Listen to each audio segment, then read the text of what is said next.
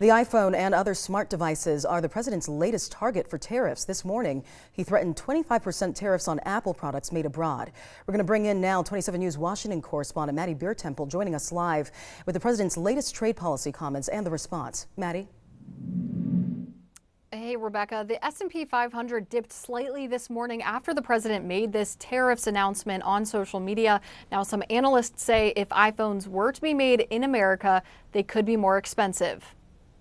Oh, it's a phone call. Do you mind? A phone call to the president on his iPhone as he plans tariffs on the device. Is that an iPhone, sir?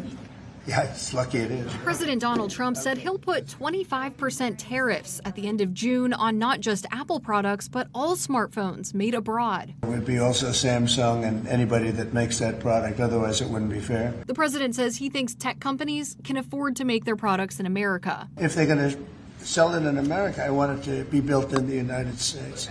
They're able to do that. Apple would probably prefer to produce in the United States.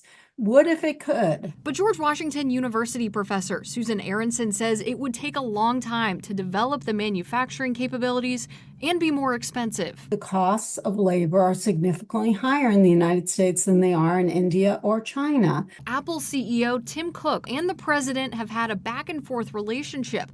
Cook attended his inauguration, and the president celebrated the company's plans to spend on developing AI in the U.S. during his joint address to Congress. Tim Cook called me. He said, I cannot spend it fast enough. State Department spokesperson Tommy Pigott says the president's trade policies will help American workers. If you don't want to pay a tariff, come invest in America. Now, the president is also recommending a 50% tariff on imports from the European Union set to start June 1st. In Washington, back to you.